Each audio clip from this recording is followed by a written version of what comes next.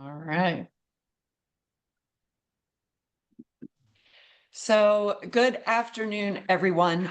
My name is Elaine Fagan, and I work with insurance agents and brokers of Pennsylvania, Maryland, and Delaware. And we want to welcome everyone to today's women-focused webinar, Balancing Work and Life with Aging Parents or Other Caregiving Roles.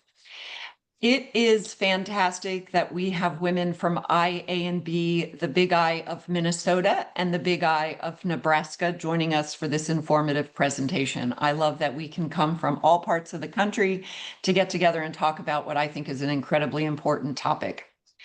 Today's topic does focus on an important challenge facing many of us, and that is finding that elusive balance and sense of calm and coping when you're juggling the challenges of your job, your social life, your kids, your family, your friends, and then mixing that in with the demands of your loved ones that need your care and attention in ways that you've never had to deliver it before. Having lived through this challenge personally, I can attest to the mental and physical toll that it takes on you, and I am so grateful that we're tackling this topic today. And so I just encourage all of you that have signed on to take advantage of the conversation that we're going to have and participate and learn from it, participate in the conversation and learn from what you hear today and take away as much as you can so that it helps you through this particular time in your life. So before introducing today's speakers, I just want to cover a few housekeeping details with you. First, because of the large audience, all audio lines are muted and cameras are off. But, and this time the but is a good thing, as the conversation evolves, Meg and Lisa will be looking for attendee interaction. So if you feel so inclined, please participate using the raise your hand feature. And as the webinar administrator, basically Meg as the moderator, will see that raise your hand next to your name, and she'll unmute your audio for your comment as appropriate during the presentation. Again, your camera remains turned off, so no worries if you are not dressed the part from the waist up. You are still hidden from view. But this way, if you want to be heard and raise your questions and concerns or comments or share your stories, you can do so. We don't typically do this in the webinar environment, but for these conversations, we want that available. If, on the other hand, you don't want to participate through the audio option, you are still connected to everybody through the chat feature. So please use the chat to share your questions and your comments, and we will respond to your chat as well. As a reminder, we will be paying attention to the chat and the raise your hand. I know some people are accustomed to using, I think it's ask a question feature in Zoom. It's not something that we use regularly. So if that's something that you do use, try to avoid that because we don't want to intentionally miss you. It would be an unintentional oversight, and I don't want anyone to think that we are ignoring your input or your questions. So focus on the raise your hand or just the chat to be able to participate in today's conversation.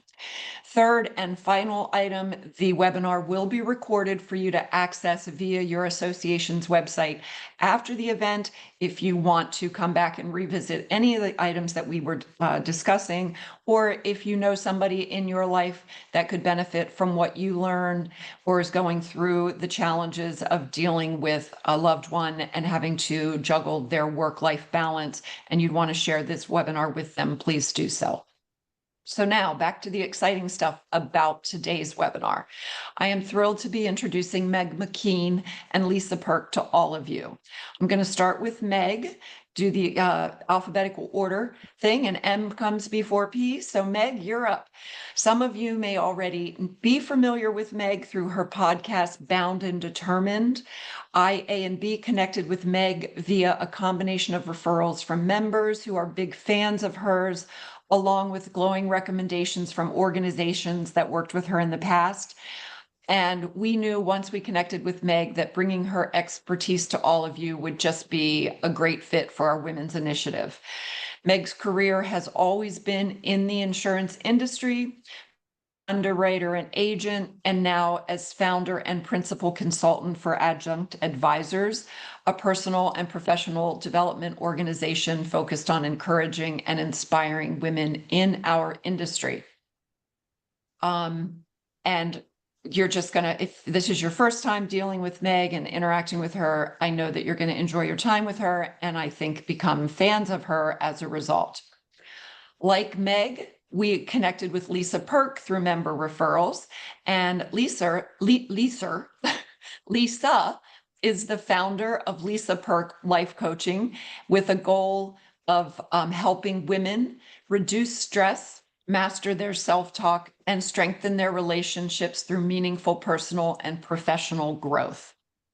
Lisa, having worked now with Lisa, I've gotten to know her, and she brings an abundance of warmth and compassion to the table through her own life experiences and the path that she has traveled to get where she is today in her career.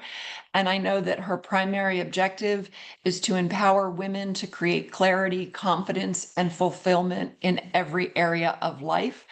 So I am confident that by bringing both Meg and Lisa's experience to the table today and the conversation that they are about to have on this important subject, that all of you in the audience will be happy that you decided to spend this hour with us.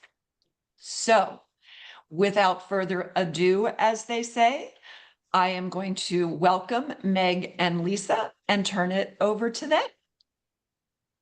Thank you, Elaine, and thank you to the IANB for making conversations like this one a priority. It is front and center these days on the heels of Mother's Day for a lot of us as we think about our roles as women in our families, in our societies, and in our culture, and shaping the communities around us. And so I don't know that we planned it, but this is a pretty great time to be having this conversation. So thanks for making it happen. And thanks to all of you who are out there with us for being here. And we're all here for different reasons. And one of the things that Lisa and I will do throughout our conversation is really honor that we are all in a very different place in our caregiving journey. Some of us are in it right now. Some of us are anticipating it. That's my story, and we'll get into that in a little bit.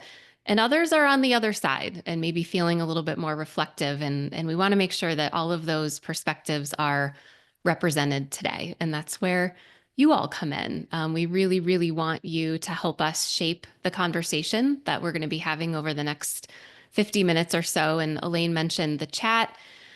I'm going to ask us to try it. Let's make sure our little fingers work and we can find it on our screens because Lisa and I don't want to do this alone. So make sure, open your chat window. If you were with us for the conference earlier this spring, give us a quick yes or no in the chat. Yes, you were with us, or no, you weren't. Some no's. All right. I see a lot of us are set to the hosts and panelists. Let's make sure if you can, that you can drop down that little blue box and choose everyone. Do you have that option?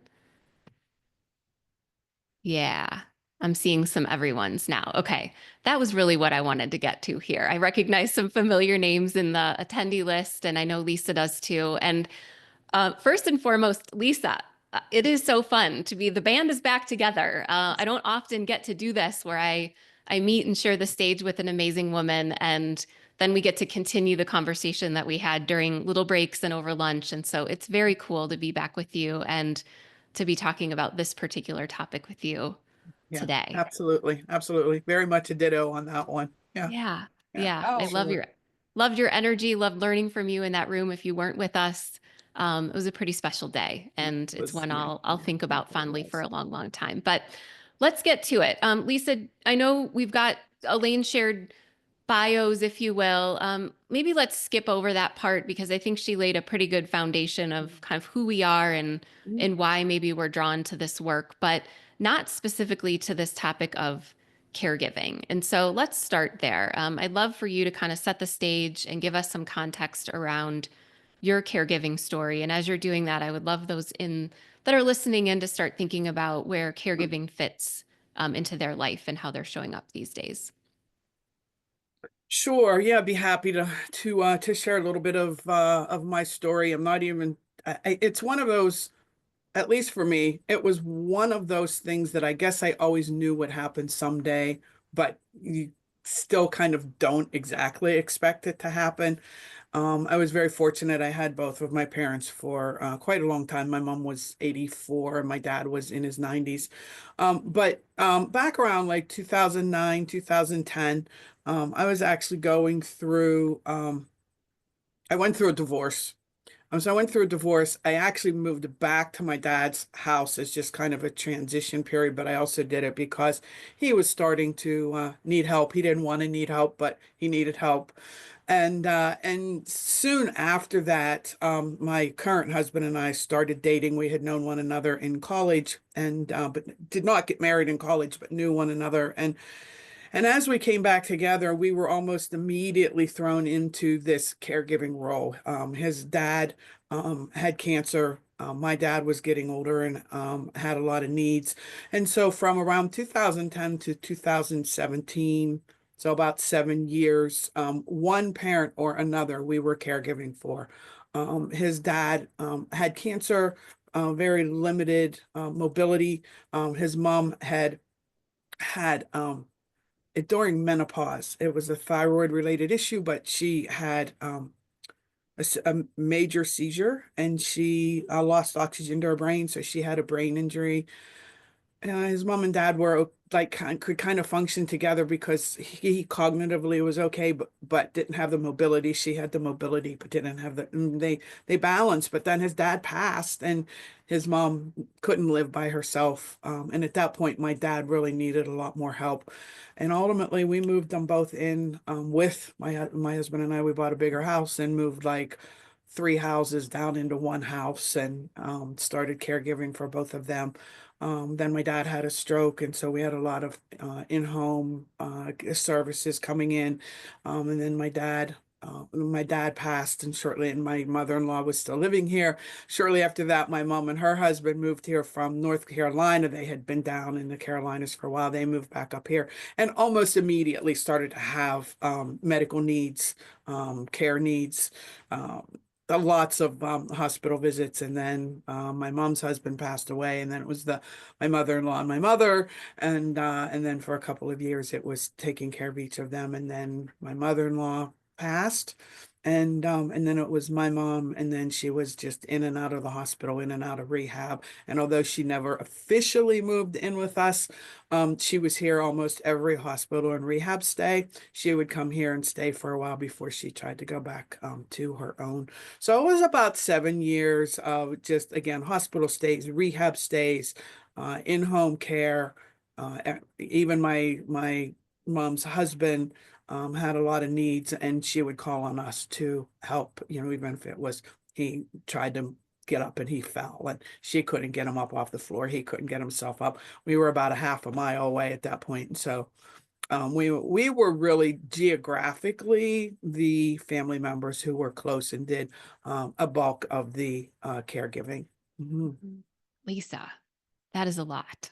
That is, I'm sure when you were in it, you felt the weight and you felt the pressure of all of that responsibility. But now that you've got some perspective looking back, I hope you can see that that was a massive responsibility that you had between you and your husband and the whole team, the whole village, if you will. Yeah. Yeah. Thank you. I appreciate that. It really does always feel good to get some affirmation because I like the people that I coach. We have get this thing in our head that, oh, come on, it wasn't all that bad. Somebody else has it worse. I should be able to handle this. And, so I had to manage my own inner chatter the way I help other people manage their inner chatter. So it did and still does always help to have somebody say, wow, that was a lot. Yeah. And it was. It was. Um, but I wouldn't have done it any other way at the same Yeah. time. Yeah. Yeah, I love that. And maybe, in some altruistic way, maybe this conversation is that bit of validation that a woman listening in needs right now who's in it and maybe feeling a lot of the things that we're going to dig into together over the course of our time together. My story, Lisa, is really different. It's really different. And it reminds me that caregiving takes a lot of different shapes. And there's likely Mhm. women listening in right now who are in the early stages of motherhood. And so maybe their caregiving is for children or a family in a growing sense. And your caregiving story comes with illness and that sort of child as the caregiver reversal of roles, if you will. And I'm Mhm. neither of those things. I'm divorced, and it sounds like we were going through that at a very similar time. We could have had a really interesting conversation over Sure. coffee, no Yeah. doubt. But no kids, and I am partnered now, but we're both in our now mid to late 40s, and he's a dad and doing his thing. You know, his boys are grown, and so we both have both of our parents living and doing well, you know, health wise. And so we're in this sort of, I like to call it the in between. Something is going to change. There will be a dynamic shift. Mhm. And for reasons that I won't bore everyone with, but he and I are both kind of the logical one, if you will, that will Mhm. step into that caregiver role. And we know that that will evolve over time. And it may start out as driving to doctor's appointments, and then it may take on a much more significant part of our lives. And so we're anticipating that to some degree. Of course, the future is unknown. We have no idea what that's going to look like, but I do expect that that will be part of my story in a different season of life. And so I'm coming from a curiosity place. I see a lot of women who experience caregiving, they burn out in the process. There's damage to their relationships with themselves, with the people around them. It's hard work, and we don't acknowledge that it's work. And I want to make sure that if and when that time comes for me, that I have a different experience. So thanks for allowing me to sort of pepper you with questions. And I hope women in the audience will chime in both with your questions, but also with your own experience. What are we getting right? What was your experience like? How was it different? Mhm. How were you prepared? How were you not prepared? We're going to dig into all of those things. But thanks for setting the stage here and being that wise sage that you are for me and the women that you help. I want to dig in. You were in an interesting place. You were in a new relationship, Mhm. a new Mhm. romantic relationship when this all sort of appeared in your life. And a lot of us are single, partnered long term in different stages of our relationships. But that partnership, if that's part of your story, is one of the many relationships that change while Mhm. you are caregiving. Friendships are another one. The Mhm. relationship we have with coworkers, if we're working in a traditional sense. And can you share a little bit more about what that might be like for a woman who's in it as she's focusing this time and attention on the person who's requiring care from her, but also trying to navigate all of these other relationships that are happening Mhm. around her? Mhm. So, probably, well, not probably, most definitely the easiest one of all of those was with my then partner, now husband. And the fact that we had known one another all those years ago, and we really did just kind of pick up where we left off, um, really helped. We just like dove in together as a team. We were a team back then, and we were a team in this. So that was the easiest and most supportive one. So that was simple. For me, one of the hardest changes was the change, and Meg, you mentioned it earlier, where we go from being the one being taken care of to being the one giving the care. And that was one of the hardest transitions for me, was I was very used to, I don't mean to sound childish or anything, but I was my mom and dad's little girl. I mean, I was all of my life. And I like that, I treasure the fact that I was my mom and dad's little girl all those years. But there came a time where that changed, and they didn't want it to change, and yet it needed to change because they weren't able to do the things that they had previously taken care of themselves. And so trying to navigate my way to where they would allow me to be a caregiver without feeling like they had given up their caregiver role.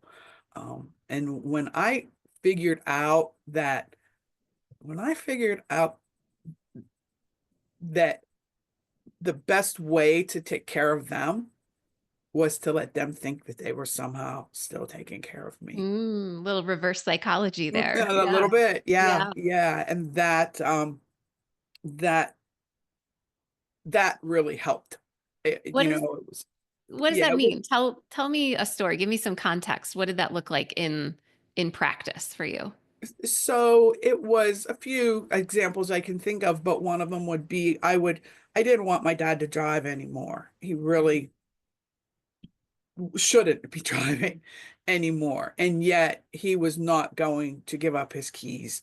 The relationship with my brother was another interesting one. He didn't live, I live in near Pittsburgh. He lives up near Boston. But even he said one time, he said, Lisa, if we have to take away the keys, I will come down and I will be the bad guy because you're the one who's there and you need to maintain that relationship with dad. Mm, But I would do things like say, oh, dad, you know what? Let me go to your eye doctor appointment with you and we'll have lunch afterwards, which I knew he would love. And then he would let me drive. Or I would say, hey, dad, I'm just, I really care about you. I want to hear what your doctor has to say about how you're doing. So how about I go to your doctor's appointment with you? So then he'd kind of grin like, oh, okay, I'll do this, my little girl. And he would let me drive. And so I would make it that I was doing something. He thought he was doing something for me. Really, I was taking care of him.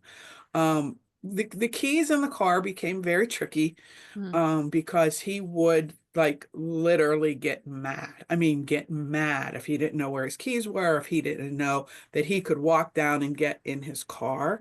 So we did things like, Dad, you know what?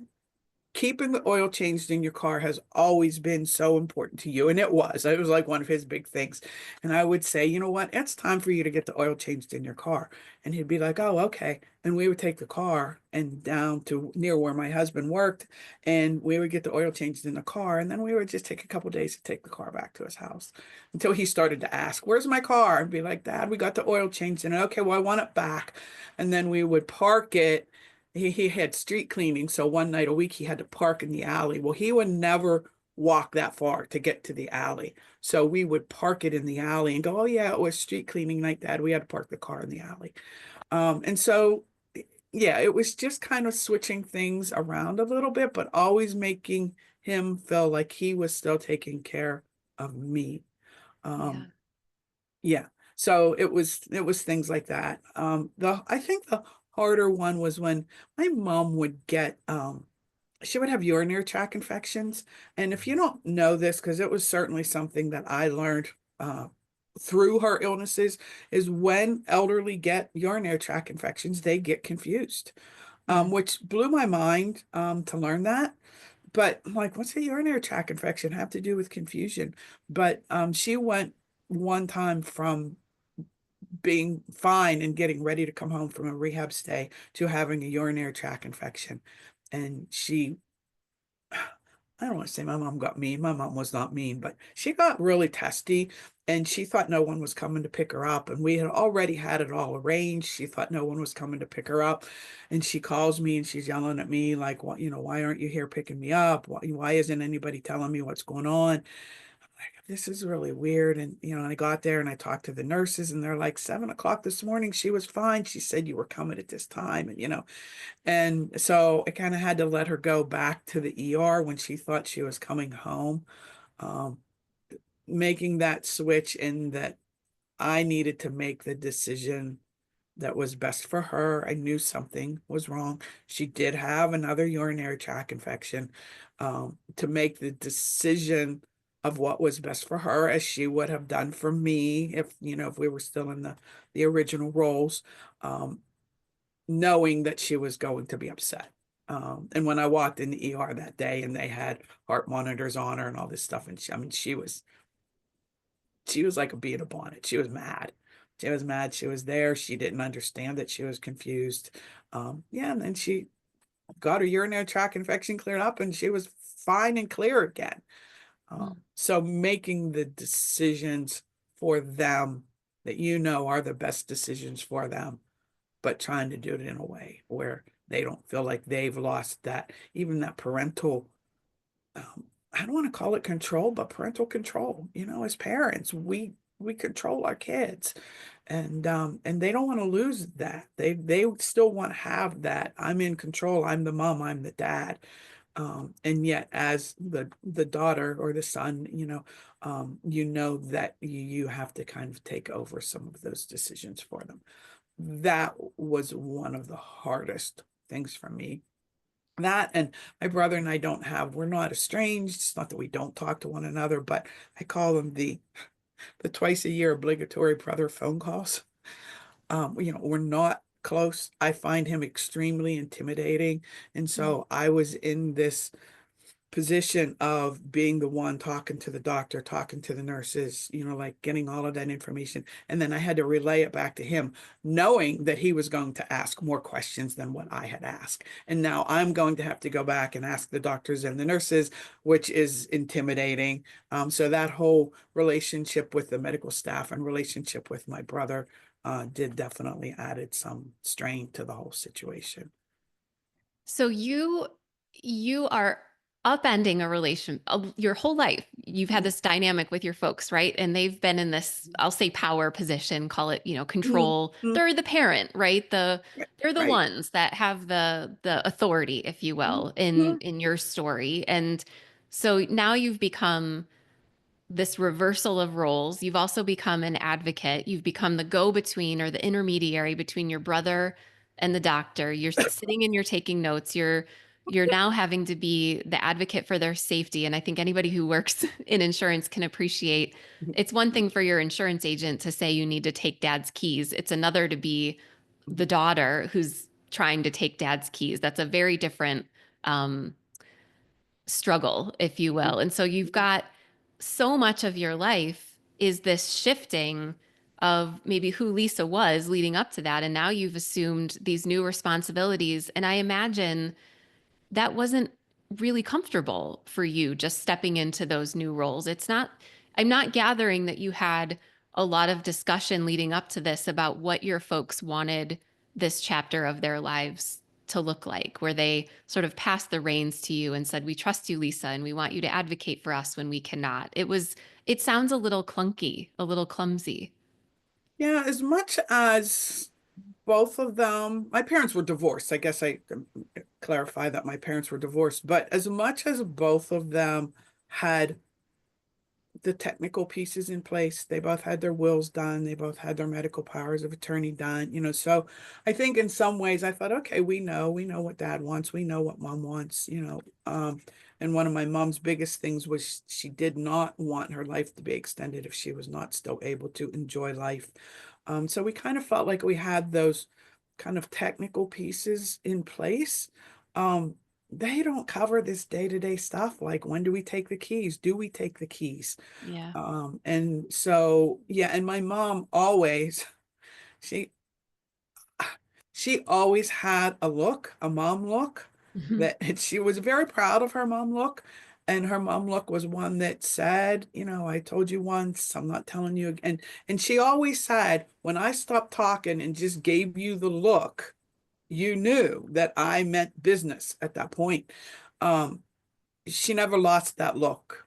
And so as I'm doing something, because this one time she had moved up here. She was not at all happy with the house that they picked. And so after her husband passed, she was looking for a new one. But I knew what her complaints were at the one that they had moved into. And so this one time we were looking at this house and she was very seriously having a conversation with the real estate agent about that house. And and I could see one, I think it had something to do with the yard, and she had a dog, if I remember correctly. But I could see her seriousness and her ignoring the very things that she had been complaining about at the house she had moved into. And so I tried to say, well, mom, and give her, and I got the look. I got the look that was like, no, this is my decision. This is what I'm doing. And that was hard to think that I was trying to be sure that if she moved again, she found a place that she was happy. And she wouldn't let me help with that. And Yeah. I got the look. And Oh, so it was still, you never outgrow the look. no, no, no, I was still very much in you're the daughter, I'm the mom. And yeah. Yeah. Tracy, thanks for your comment. Tracy's validated her mom says she's lost her independence. And I would say that's a big part of the struggle in that transition at that stage of life. Thanks for chiming in. Christy asked, and maybe we can zoom out a little bit, Lisa, about experience caregiving for a disabled child. And so thinking about all the different shapes that caregiving can take for us. And Christy, if you have more context, if you have a specific question or an area that maybe you're struggling or are challenged. I won't say it's a struggle, but just a challenge for you. I'm curious if we can get in, Lisa, to some of the um, I'll say the challenges, the struggles as a caregiver. We need to tighten our boundaries in many cases. We might need to practice asking for help and then allowing others around us to help. And in your experience, what are some of the things that you see women navigating on a pretty regular basis in that realm? I think one of the biggest things that with my clients, even, with myself, other women friends, is that message that we tell ourselves that I should be able to handle this, and I can't ask for help. That somehow, I'm, what would be the word? Like I'm not as valuable. If I can't do it all. And when we say, I should be able to handle all of this, it's one of the reasons that I really, and I know we wanted to dive into this in a couple of minutes, Meg, but I'm going to throw it in here now.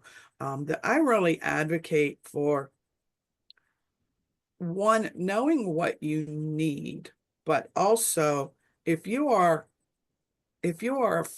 let's say a friend of someone who is in a caregiving role, not asking the very general question, what do you need or how can I help? Because that person in that role, number one, may not know. Like they just don't even have the bandwidth left to figure out what they need. And so this being bombarded, I actually just wrote a blog about this, being bombarded with this question of how can I help you? What can I do? It's too generic. It's too general. We don't know. We don't even know what we need. And then on top of that, we might be uncomfortable asking for help because of this inner chatter that is telling us we should be able to handle it all. And then we're wondering, well, if I ask for them to bring a meal, are they in a position, financially to buy the ingredients? Are they in a position time wise? They have their own families. And so we don't know that. So I really advocate when you're in a role where you're more taking care of someone, like a friend, there's some questions that you can ask. Like a couple weeks ago when we had all the bad storms, we did around here anyways, and friends lost electric for 3, 4, 5 days. And I really didn't. My one friend lives about an hour from me. I really didn't know what she needed, so I couldn't just offer something. But I asked questions. I said, do you have a place you can take a shower? Do you have a place that you're able to protect your refrigerator and freezer food? And there was, and can you cook? This is like if you don't have your electric, can you cook? And I got answers to all of those questions. And in the end, she really didn't need anything, but there were questions that I could ask so that I could find out if there was something she needed, and then I just offer it. When I was in the midst of all of that caregiving that I described earlier, I had a friend who called and just said, hey, do you and Rick like Mexican chicken? And I'm like, yeah, we love like anything Mexican. And she was like, okay. She goes, she like listed off, I'm making you like a big thing of Mexican chicken, and I'm bringing the chips and the lettuce and the tomatoes, like everything that you need. And you're going to be able to make all of these different things with this Mexican chicken. It was basically a week's worth of food that she brought. She never asked me what I needed. She just assumed that in this season that I was in, that food would be something that I could use, and it really was. So I really advocate for knowing what you need in case someone asks, giving yourself permission to ask for that help. But if you're on the other end and you're a friend or a family member trying to help someone, don't ask them what they need. Ask questions, figure out what they need, and then just do it, because we don't have the bandwidth left to figure out how to ask you for what we need. I hope that made sense, because I kind It of made went so back much and sense. forth. And Lisa, I am so glad we're having this conversation personally, and I hope the women listening are getting a lot out of it too. But you reframed that in a way that made me see by asking Christy what she needed to clarify in her question that just that question is more pressure on her to try to formulate the words and the ideas and the thoughts. She did pop back with more context for me, and we'll get to that in a second. But I think that's a lot of us want to help. We want to be of service and we want to be supportive. But if we don't know how to do that and we can't do that in ways that are meaningful to the person receiving that support, I won't say then we might as well not, but I think we can do better in that Mhm. sense. And so Mhm. stepping up and asking those good questions that's a great place to start. So I love Yeah. that. And that you had food for a week is a Oh, it huge was, relief. yeah. It's also, couple gals have chimed in. Brenda's caring for a 35-year-old son who's got a form of epilepsy. Michelle is caregiving for a disabled husband, parenting parents, and in menopause. I see you. She's feeling lost. Christy, her 8-year-old. These are not things that this is not a moment. This is a chapter. This is ongoing and in many cases may feel like there's no end in sight. And I have to presume that there might be some emotions that come up around hopelessness or helplessness or overwhelm, even some resentment, even some anger. And I really want to honor that this is a space that we can feel those feelings. And Mhm. some of us Mhm. have been conditioned, if you will, that those are bad emotions and we shouldn't feel those things and we should tamp those down. But I think if we're going to be real about what caregiving looks like, that's a huge part of it is navigating our own internal chatter around what's going on for us. Mhm. Mhm. Yeah, for sure. For Yeah. sure. Um, Yeah. Do you have across, any sort of wisdom that you might share with a woman who's in that right now and she's maybe her own, I won't say her own worst enemy right now, but she's really being maybe hard on herself and down on herself for not being able to do it all, or even the way that she's feeling about the situation that she's in? mhm, mhm. So I actually have a client right now, and just a couple of weeks ago in one of her meetings, she has a mother who's in um assisted living. Her mother's in assisted living with a worsening dementia.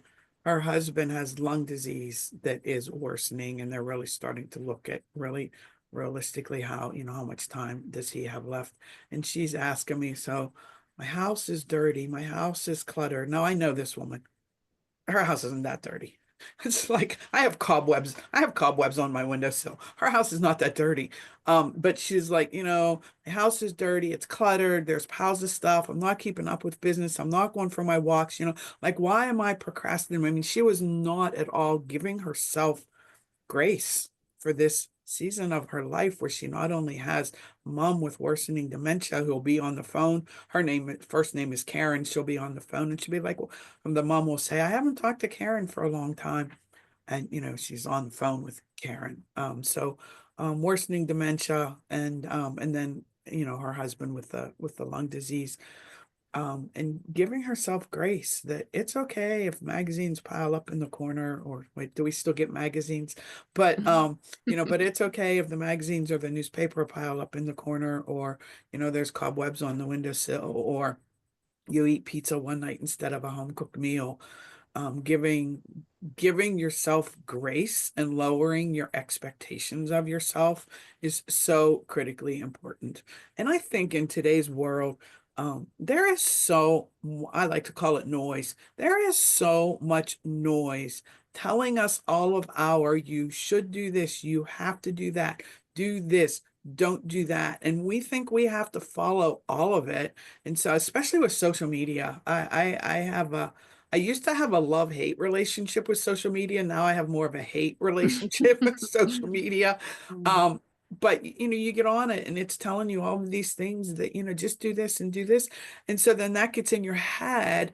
And so it's lowering expectations of yourself and pizza or takeout it's okay, or going out to eat, or my husband and I keep frozen pizzas in the freezer just for those nights that like we just, and we're not even caregiving anymore, but just for those nights that it's like, okay, we don't really want to spend the money to go out to eat, but I just don't have it in me, and we throw frozen pizza in and we just accept that. Sometimes we put a salad with it, sometimes we don't even put the salad with it, sometimes it's frozen pizza and some peanuts, but just giving yourself grace and lowering expectations.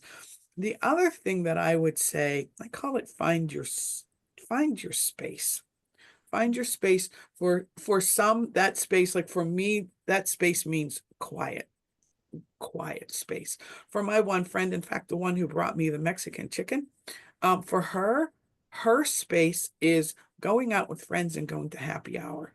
Now, to me, that just sounds like, okay, like let's just add to my overwhelm, go how to a happy hour where there's noise and I'm expected to, have like this great chatty conversation. Like that is more overwhelmed. But to her, that is totally energizing, and that helps her to rejuvenate and re-energize. So we're all a little bit different. And so finding what works for you. Like she said to me one time, she was like, I don't have a hobby, I don't like to read, and I don't like to do cross stitch. And I'm like, what do you like to do? And she said, I like to go out to happy hour with my friends. I'm like, then go out to happy hour with your friends. And I kind of laughed and said, that's not me. Like, don't invite me along. But like everyone is a little bit different, but finding your space. So a couple of the things that became my space, one of them still is. The other one I probably should insert into my schedule. But one of mine is my morning time, and that's my time with a cup of coffee and a journal and some faith reflections. And I put a boundary around that time, and I do that not every morning, but most mornings I do that. And even back, I even looked, I still have the journals from back around 2014, 15, 16. I was doing it every morning. Like that morning time, that was my quiet space. The thing that I probably should put back into was I noticed myself that I work all day. My mother-in-law was here. She didn't know to not interrupt me, and she would come and ask me, can I get you something from the kitchen? And I would just have to chuckle and think, by the time you got to the kitchen, you would forget what I even said I wanted. I mean, it was she couldn't do it, but it was just so sweet. She had maintained that social kind of language. So, so the interruptions, and, my mom would call in middle of the day because, when we work from home, we don't really work. And so she would call, and I would find myself that my husband would call me right around 6 o'clock and say he was on his way home from work. And I'd be like, okay. And I knew that that meant about 10 minutes. And so I would look and figure out what can I do in this 10 minutes. And then I would hear the garage door go up, and I'd know I'd have like 2 minutes until we got to the top of the steps. And I'd try to squeeze something into that 2 minutes. Then one day I'm like, whoa, wait a second. I'm never giving myself. And even when he would walk in, I'd be like, internally, I'd be like, don't even talk. Like, I don't want to talk. I don't know. I don't want to hug. I don't want to talk. I don't like, no. And I'm like, you know what? Like, you're not giving yourself a break. And so I started to set my alarm for 5:30, actually about 5:15. And that just meant it's time to wrap up. Is there anything left that is critical? If it's not, it can wait until tomorrow. And from 5:30 to 6 o'clock, if I wanted to sit on the back patio, if I wanted to read, if I wanted to stare at the wall, if I wanted to eat a brownie before dinner, like that half hour was my space, and that was my time. And that helped me so much to just give myself, that's what I call it, find your space. It might not be a half an hour, it might be 10 minutes. If it's 10 extra minutes in the morning or midday. I was working with a woman recently who found that when she was stressed during the day, she worked in a healthcare facility, and they had a chapel, and she would go into the chapel for 10 minutes, and that was her, what we call anchors. That was her way to anchor herself midday. So find your space, find your anchor, whatever that is. And it is so critically important, that and having someone to talk to, whether it's formal, like a counselor, a coach, a caregiver support group, or a friend, like my one friend that I wanted to help when the electric went out. She would do things like call me and say, you're going to be at the hospital with your mom, and I'm going to go and get this takeout. And she would meet me at the hospital. And we would find a table and we would have lunch together, and I could just dump everything that was happening. I could just tell her the same stories over and over and over. So having that person to talk to, whether it's a formal relationship with someone, or it's a friend or a close family member, have that person that you can talk to that will just let you dump out all of your emotions. Oh, that's really beautiful. And that's a good friend. I Yeah. hope you have to be a good friend to have good friends. And it sounds like you've been a good friend to her too, but times like that you really needed to call upon her. That's really Yeah. beautiful. Yeah. Yeah. I honestly had forgotten about that one until we were preparing for Yeah. today. And I'm like, oh, yeah, there was that time. And she knew I couldn't leave the hospital. So she came to the hospital and she brought, I believe it was Olive Garden, if I remember, but she brought takeout, and we sat and ate and just hung out together. Yeah.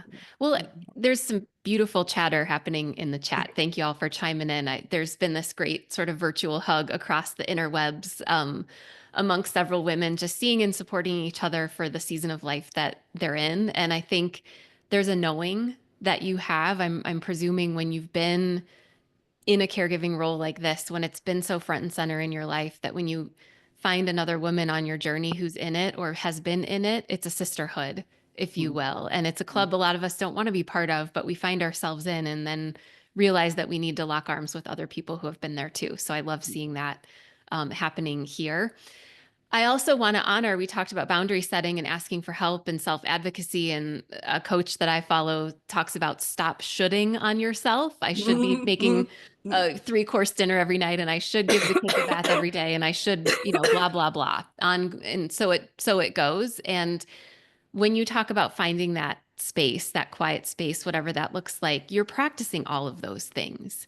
And we don't realize it when we're in it, that by saying, hang on, I'm going to turn my computer off, or I'm going to not step right into dinner making mode, or whatever the next task is on our list, we are giving ourselves grace, and we are setting a boundary, and we are telling people around us that we're taking what we need. And so I think in a lot of ways, I'm imagining when we're in that feeling of overwhelm, it all feels so heavy and it all feels like so much. But maybe those little pockets start to give us that little feeling in our belly or in our heart or wherever change happens in our body, that we can start to think, okay, maybe, just maybe, one sort of clumsy little baby step at a time, we can change this dynamic. And I don't want to be naive in thinking about how deep and complicated these situations can be. But with that in mind, this is like going so fast, and I wish we had 2 hours, not one. I want to do a couple things. I know Elaine, who introduced us at the beginning of our session, she has some really deep and rich experience with caregiving and has some wisdom that I know the group here would really benefit from hearing. So I'm going to ask Elaine to pop up. But also, if there's anybody else that wants to chime in, wants to share your experience, but even more so has a question for Lisa, this is a great forum to ask what's on your mind or on your heart, because chances are, if you have the question, you hear this all the time, someone else does. But based on what's going on in the chat, I know there's a lot of us that are in our own version of a very similar thing. So I would love to invite anybody to raise your hand, or feel free to ask that question in the chat as well if you'd rather not speak. But Elaine, if you can come off of mute and join us, that would be great. Hello. I popped in by video too. It just seems easier, but I I want to go back to those that raised the question about caring for young children, or children, not necessarily young, but have children with special needs. I have a dear friend, and she has an adult child. He's in his mid-20s. He has autism. And he lives at home, splits time between Diana's home and his dad's home. He does work, he does not drive. And, the burden that Diana carries, unlike a lot of us who worry about how we're going to, you know, care for ourselves as we age. Are we going to have enough that we're going to be able to survive in long-term care? She worries, what happens to my son when I'm gone? And because that's a big fear that you have, because you are their primary caregiver. And in looking for things, this is in central Pennsylvania, so I don't know where you're located. And if any of you out there want to reach out to me directly, I can refer you to this, or I can at least give you this company's name. They do retirement planning and investment, but they have a niche in helping people with special needs. And Diana has said that this organization has been a game changer because they have people on staff that also really want to, like there's a woman, I think she was an RN, and now she's working with this group, and they want to help, and they'll meet and talk to her and then meet with the child so that they can provide you with maybe access to other people that might be able to assist you with your child, because that's just, you need care for them. You also worry about their future, and there might be and I'm sure that the laws and the regulations and the tax implications, I can't even imagine what you're faced with. So if any of you want to reach out to me personally, because maybe if you're not in the central Pennsylvania area, maybe that doesn't matter. But when I saw some of those things pop up, I know how much it has meant to Diana to make this personal connection with this firm. And I would love to be able to share that with anybody who might be interested in connecting with them, if that is a circumstance that you worry about. And then secondly, I have the beauty of hindsight. I lost my mother in April of 2023. She lived a long and amazing life, but the last few years she suffered with dementia. And everything that Lisa and Meg has shared is so true, but it's so easy to tell her. But when you're living through it, it's so much harder. And especially depending on where you are in life, Meg, we've all joked and thankfully I'm past the whole menopause crap. But if you're also going through menopause and your emotions are all over the board, and suddenly you're doing something and then you just get angry. Like there'd be times where my mom would do something and my mom was loving and caring, but she would get angry at me, and then I'd get upset with her, and then I would not let go of the fact that I yelled at my mom, who has dementia. To be mad at her. I'm trying to care for her. And so I don't know how you do it, ladies, because I don't know that I was great at it, but I would encourage every single one of you to maybe behave more like a man. I raised 2 boys. They would fight with their friends. Next day they'd be over it, and you would never know they had a fight. Girls, we tend to we tend to you relive it. Maybe be more of a boy, in that regard. Let it go, because we're not perfect. And especially if you're dealing with dementia patients, my mom didn't remember that I yelled at her anyway. So she was just smiled at me the next day and was so happy to see me. So somehow learn the beauty of grace. And, it's okay to be mad. And I would say get better at just asking for help, and just ask.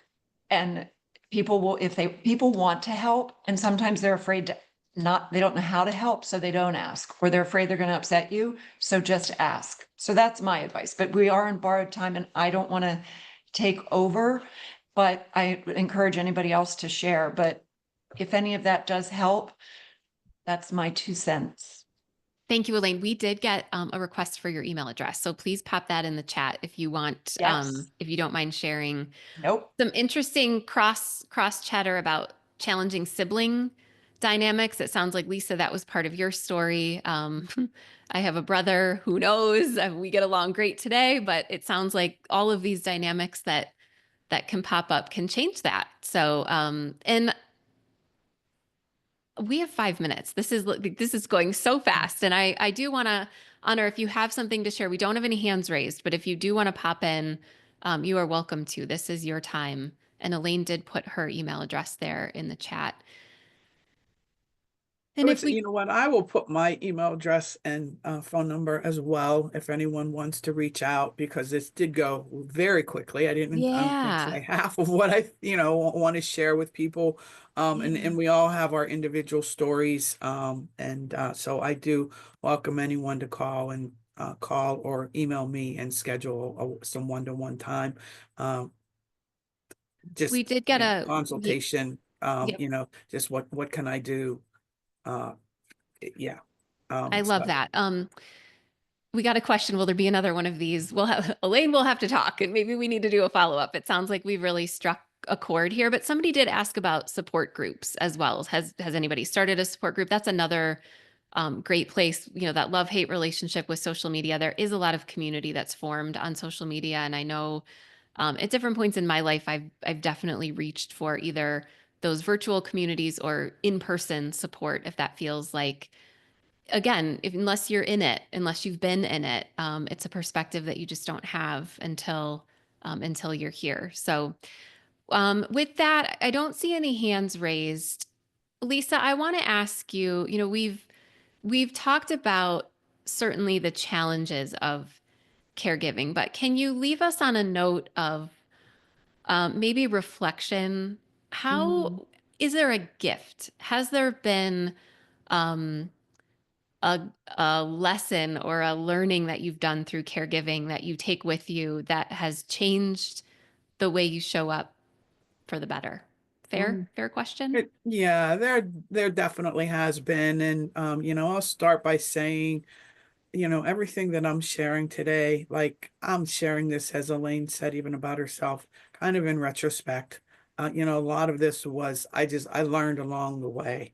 Yes. I learned what I needed for each day. If I can share one thing, it's to really encourage is stay focused on today.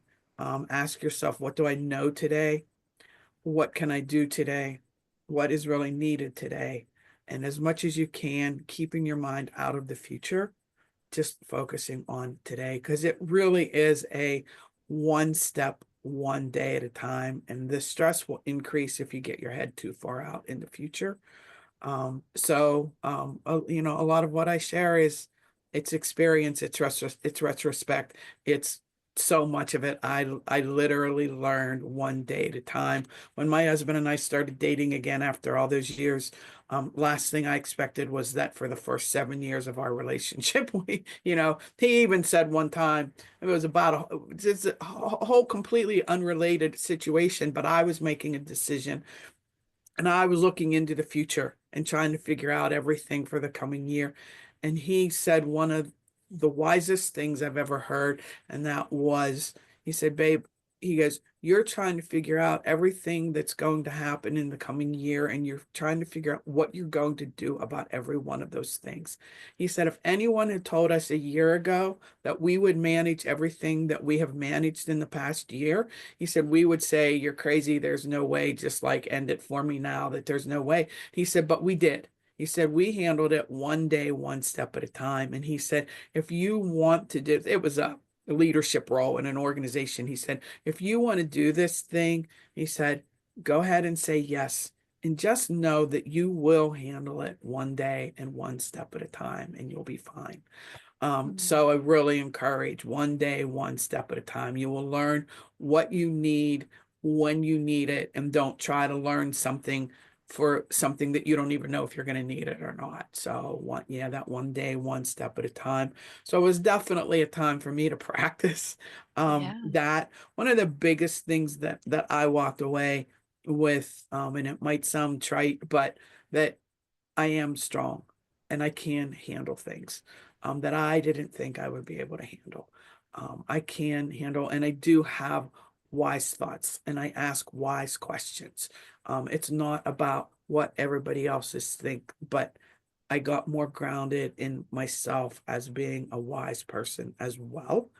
Doesn't mean that I think I know everything, because I surely don't, but I am strong. And yeah, and at the end of it, it was like, wow, I really did handle that. Yeah. So yeah. It sounds like this process has unlocked another layer of you and of you knowing yourself. And I'm gonna wrap it up and say thank you for sharing yourself and your story with us, and to the women who chimed in with your own experience. We see you. Lots of hugs going back and forth, sending them to Lisa, to Elaine for having us, and to all of you out there for listening and for being here and sharing as you have. And Elaine mentioned the recording will be available on your association website if you have any difficulty accessing that. let one of us know. Lisa and I are both active on LinkedIn. We'd love to connect with you there and keep this conversation going. Elaine, do you have any last thoughts for us?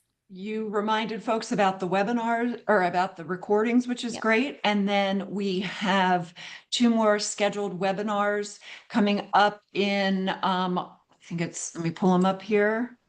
I will give you the title. Oops, the titles here. Oh my gosh, why will it not stay? Okay, so we have Meg and Lisa are our lineup. It is, oh my, ladies, I cannot get the screen to stick. I'll do it this way. We have reaction to reflection, reframing stress and managing thought triggers, Tuesday, August 19th. And then we have candid conversations. This one is, the August 19th program is with Lisa. And then I find this one is going to, I think this one's going to be just as interesting too. This is in November with Meg. It's a candid conversation about alcohol and the insurance industry. So those are what we have on tap. And if you're interested in either of those, please be sure to join us. Did I disconnect us? No, No. There we're we here. are. We're here. Yeah. It got really quiet all of a sudden, and I was hitting so many buttons to pull up the titles. I'm like, did I do something wrong? No, we But did yeah, it. And so how can gals learn about those sessions and register? Is that on the website too? it's on Okay. it's on the IANB website, and then your associations, the others, each association is promoting them.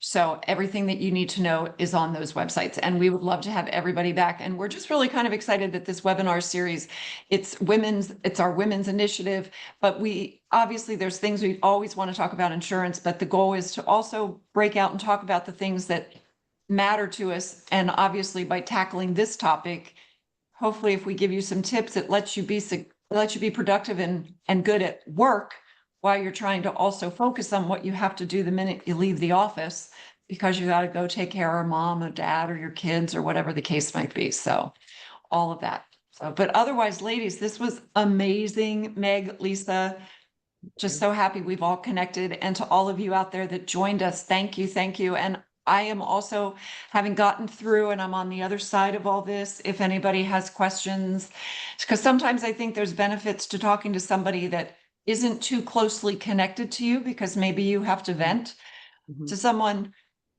who you might be, I can't let that person know what I'm thinking for personal reasons.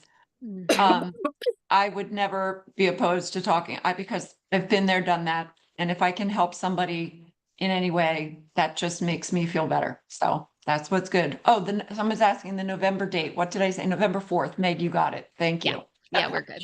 All right. All right, ladies, have a wonderful afternoon. If you're in the central PA area, stay dry. It's raining.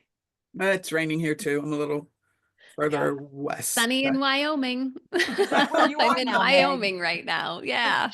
All I want to right. thank everyone too, because I know a lot went on in the chat that I couldn't, like, really, every once in a while I'd glance over and see something, but I could not read them all.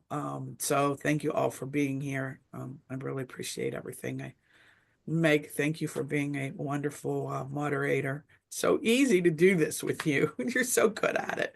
It's so easy to do it with you. So All Thanks, right. everybody. See Thanks, you soon. everybody. And Okay. have a good day. We'll be in touch with all. Take care. thanks. Bye-bye. Bye.